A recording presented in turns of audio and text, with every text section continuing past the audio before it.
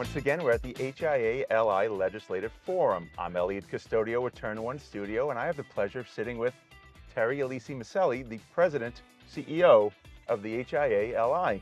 Terri, welcome. Thank you. We made it. Yeah. We got to the end of the event. Yeah. Fantastic event. What were your takeaways? Oh, listen, every year I'm so impressed, number one, with the dignitaries that show up, right? Because they understand how absolutely important it is to talk to Long Island business and people on Long Island, number one. I think the biggest takeaway was, regardless of who's Democrat, who's Republican, there is a very bipartisan view of what has to happen on Long Island, right? It was a central theme of we have to unite. We can, our communities win, our kids win. I mean, everybody wins in that. Yeah. Which within this political climate is difficult.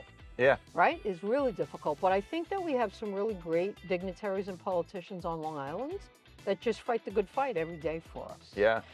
So I was impressed by what they said. They had a lot of fire in their bellies, I noticed, right? No one was meek on stage. They came prepared with what they wanted to talk about and fight for it. Right.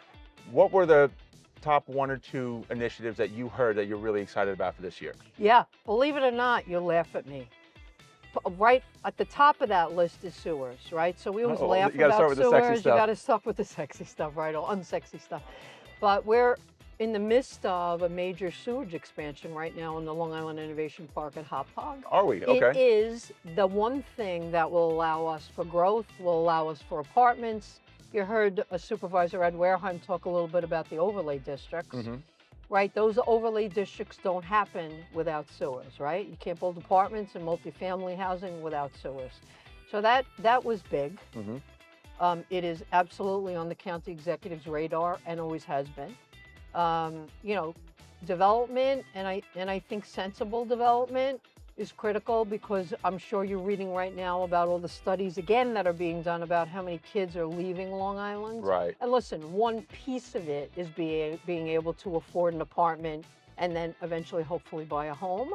There's a lot of other things that go into that, but it's a supply and demand issue, right? So the more you build without looking like Queens, quite frankly, the more those prices go down. Right. So I was really excited to hear them talk about that and that they get it and they understand it. Yeah. I think there's some great things to happen in 2026. I really do. I'm happy to hear that. Yeah. When I was sitting with Joe Campolo before we got started, he had mentioned that one of the wonderful things about this event is that we hear what our legislators want to kick off for the year, and then we meet up with them at the end of the year and kind of see how they did. Yep. How do you feel 2025 went? Did they hit their marks? Yeah, I can say I think we hit a lot of marks. Okay. And the reason I know that is because I spoke a little bit about our Long Island Business Collaborative Group. So that's the HIA-LI, the LIA, ABLI, all the alphabet soups, right?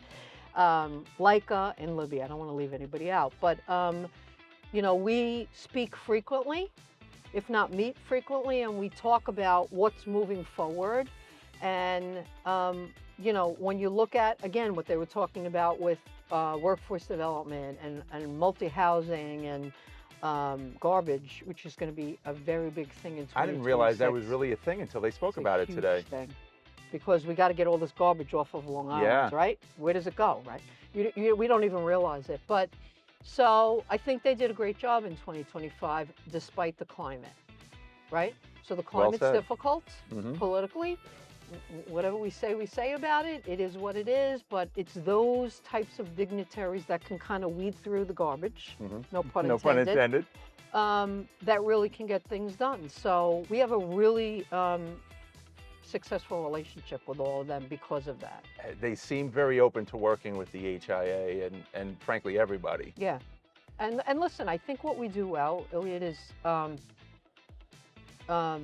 we're very bipartisan, number one, which is very important, but equally we recognize them when they should be recognized. And listen, sometimes it doesn't go well, but we would never publicly do anything, but a phone call is made to say, hey, we're working on this, it didn't go in this direction, can you help us? And they're just very open to that approach, where there are other organizations that do not approach it that way, right? So I think because of it, we have a really good relationship with them.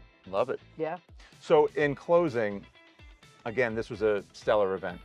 What's next on the horizon for the HIA members for 2026? Yeah, I mean, what's big on the horizon is, and I alluded to it when I opened, our emerging leaders initiative, Okay. which we'd love to get you involved in, by the way.